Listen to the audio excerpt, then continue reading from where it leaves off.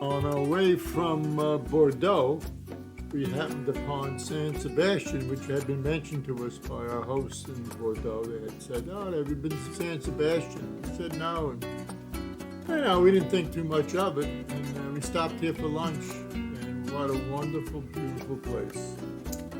It completely surprised us. We had parked the car, walked across the street, and it was like walking between two buildings and then just walking out into this gorgeous beach, tiled walkway, the mountains on one side, all sorts of sailboats in the water, people sunbathing, some topless, but it was absolutely beautiful.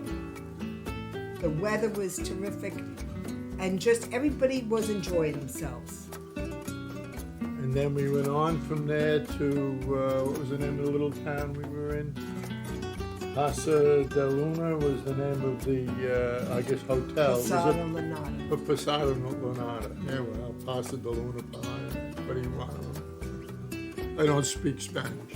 But anyway, it was a wonderful little hotel that we were in. It was kind of a bed and breakfast-y type of place. The staff was excellent. Breakfast was terrific. Breakfast was out of this world. You had everything you could possibly think of. And Javier, the owner, or the owner, was absolutely lovely and gave us a lot of recommendations and a place to go one night for dinner that was delightful. And it was about 20 minutes outside of, maybe 15 minutes outside of Santandar. And we have found that if you stay just kind of outside these towns, you can get a much better deal for a lot less money. There's free parking in these places outside, and parking in the towns was next thing. It was like $8 a day. It was like a lot of money.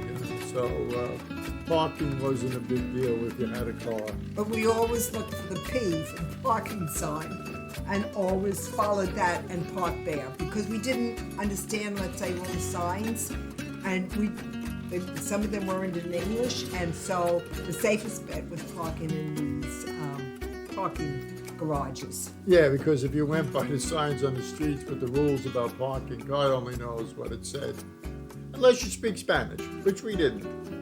So, like Maureen said, we were safe following the P for parking. However, if you've got a large car, there's pretty small driveways and walkways and everything else. So get the smallest car that will fit your needs. Yes. And then we took a hop on, hop off just to see the city, and it was lovely. But again, we worked with Viator, and we had a lot of problems with them.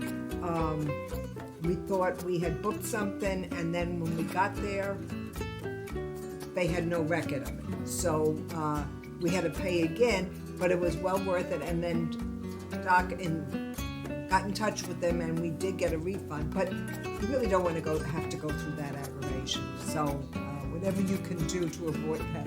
Yeah, some of the trips with them was fine. It all depends on who the I guess proprietor was at the end. Some were great, not a problem, and others were less than desirable. But the plazas that we walked through and the stores, we didn't buy anything because they were very expensive in most cases, but it was lovely to browse and sightsee and just enjoy the ambiance of the whole area. Yeah, it's just a cute, little, quiet, nice seashore Spanish town. It's on the north coast of Spain on the Atlantic Ocean. So enjoy.